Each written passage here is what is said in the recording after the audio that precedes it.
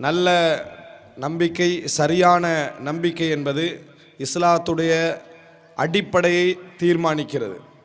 எவ்வளவு பெரிய அமல்களை ஒருவர் செய்து கொண்டிருந்தாலும் சரி, பெரிய பெரிய மார்க்க பணிகளை செய்து கொண்டிருந்தாலும் சரி, சரியான நம்பிக்கை இல்லை என்றால் அது அந்த அத்திவாரத்தையே என்ன செய்துவிடும், தகர்த்துவிடும். சரியான கொள்கை மிக முக்கியமானது. அதே நேரம் ஒருவர் சரியான கொள்கையில் இருக்கிறார் என்று சொன்னால் அவரிடத்தில் நிச்சயமாக நல்ல அமல்கள் நிறையவே காணப்படும்.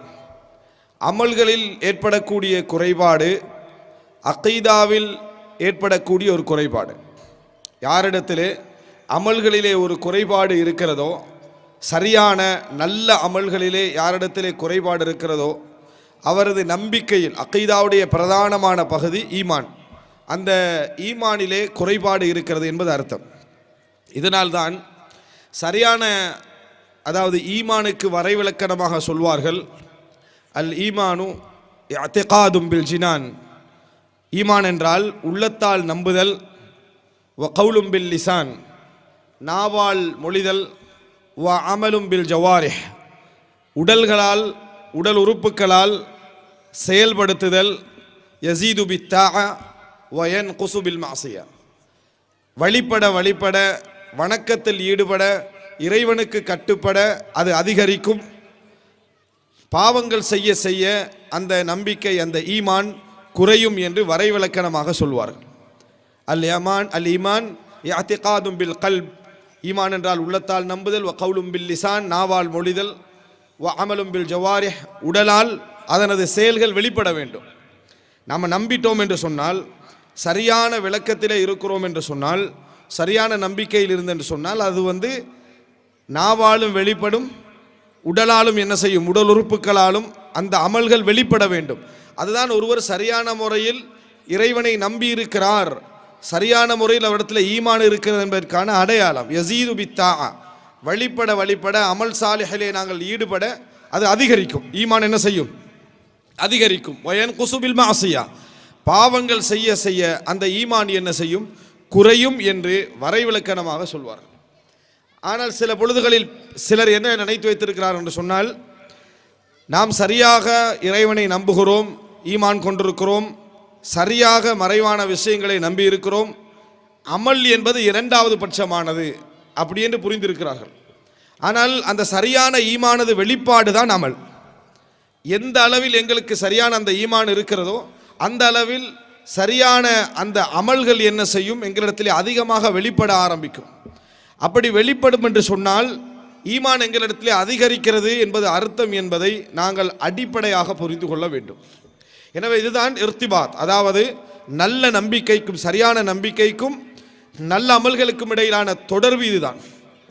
ஈமான் அதிகரிக்க அமல்கள் தேவை, ஈமான் குறைவதென்றால் பாவங்கள் காரணம் என்பதை நாங்கள் எப்பொழுதும் அமலோடு செயல்படுத்தித்தான் நாங்கள் புரிந்து கொள்ள வேண்டும். ரசூலுல்லாஹி ஸல்லல்லாஹு அலைஹி வஸல்லம் சொல்கிறார்கள், லா யஸ்னி ஸானி ஹீன யஸ்னி வ ஹுவ முஃமின் வ லா யஸ்ரிகு ஸாரிக் ஹீன யஸ்ரிக் வ ஹுவ முஃமின். ஒருவர் முஃமினான நிலையில் விபச்சாரம் செய்வது கிடையாது. ஒரு முஃமின் விபச்சாரம் செய்கிற நேரத்தில் அவன் முஃமினாக இருப்பது இல்லை அப்படின்னு ரசூலுல்லாஹி ஸல்லல்லாஹு அலைஹி வஸல்லம் சொல்றாங்க. வலா யஸ்ரிகு ஸாரிக் ஹீன யஸ்ரிக் வ ஹுவ முஃமின், திருடுகின்ற நேரத்தில் திருடன் முஃமினாக இருப்பது இல்லை அப்படி என்று ரசூலுல்லாஹி ஸல்லல்லாஹு அலைஹி வஸல்லம் சொல்றாங்க. திருட்டு என்பது ஒரு செயல், ஒரு கெட்ட செயல். விபச்சாரம் என்பது ஒரு கெட்ட செயல். ஈமான் என்பது கொள்கை, அகீதாவோடு சம்பந்தப்பட்டது. ரசூலுல்லாஹ் ரெண்டையும் சம்பந்தப்படுத்துறாங்க. பாவம் செய்கின்ற நேரத்தில் ஈமான் மிகவுமே குறைந்து போகிறது என்பதைத்தான் ரசூலுல்லாஹி ஸல்லல்லாஹு அலைஹி வஸல்லம் சொல்றாங்க. முஃமினான நிலையில் ஒருவர் விபச்சாரம் செய்வது கிடையாது அப்படி என்றாங்க. விபச்சாரம் செய்கிற நேரத்தில் ஒருவர் முஃமினாக இருப்பது கிடையாது என்றால் காஃபிராகி விடுகிறான் அர்த்தம் அல்ல. ஆனால் ஈமான் அவரிடத்திலே மிகவும் குறைந்து போய் விடுகிறது என்று அர்த்தம். அதே போலதான் திருட்டுக்கும் ரசூலுல்லாஹ் சொல்றாங்க, லா ஈமான லிமல்லா அமானத லஹு, அமானிதம் பேணுதல் யாரிடத்திலே இல்லையோ அவரிடத்தில் ஈமான் இல்லை அப்படின்னு ரசூலுல்லாஹி ஸல்லல்லாஹு அலைஹி வஸல்லம் சொல்றாங்க. இது என்ன அர்த்தம்? அமானிதம் பேணுதல் என்பது ஒரு செயல்பாடு, ஈமான் என்பது நம்பிக்கை சார்ந்தது. அமானிதம் பேணுதல் யாரிடத்தில் இல்லையோ அவரிடத்துல ஈமான் இல்லைன்னு ரசூலுல்லாஹ் சொல்றாங்கண்டா அவர் முஸ்லிமா இருக்கிறாரு, ஆனால் இஸ்லாத்தில் இருக்கக்கூடிய இந்த ஈமான் என்கின்ற அந்த நம்பிக்கை அவரிடத்தில் என்ன இல்லை என்று ரசூலுல்லாஹி ஸல்லல்லாஹு அலைஹி வஸல்லம் சொல்ல வருகிறார்கள். அப்படி என்று சொன்னால் இந்த செய்தியெல்லாம் எங்களுக்கு என்ன சொல்கிறது என்றால், செயல்பாடுகள் அமல்கள் எமது ஈமானது அதிகரிப்பை தீர்மானிக்கிறது. அதே போன்று பாவங்கள் நாம் செய்யக்கூடிய தவறுகள் எங்களது ஈமானுடைய குறைபாட்டை என்ன செய்கிறது, தீர்மானிக்கிறது என்பதை இந்த செய்திகள் எங்களுக்கு என்ன செய்கின்றன, சொல்கின்றன. எனவே நாம் சரியான கொள்கையில் இருக்கிறோமா, சரியான முறையில் ஈமானில் இருக்கிறோமா, நம்பிக்கையில் சரியாக இருக்கிறோமா என்று ஒவ்வொரு முஸ்லிமும் எப்படி அதை தேடுவதற்கு கடமைப்பட்டிருக்கிறார்களோ அதே போன்று நாங்கள் சரியான அமல்களை செய்கிறோமா, அந்த அமல்களை அதிகப்படுத்துகிறோமா என்பதிலும் ஒரு முஸ்லிம் கவனம் செலுத்த வேண்டும். காரணம், இதிலே ஏற்படுகின்ற குறைபாடு அதிலே ஏற்படுகின்ற குறைபாடு என்பதை நாம் என்ன செய்ய வேண்டும், அடிப்படையாக ஆரம்பமாக புரிந்து கொள்ள வேண்டும். இரண்டாவதாக, அமல்கள் தான் எங்களது ஈமானுக்கான அடையாளம். இரண்டாவது புரிந்து கொள்ளணும், எங்களது ஈமானை தீர்மானிப்பதற்கான முஸ்லிம் சமுதாயத்திற்கான அடையாளம் அதுதான்.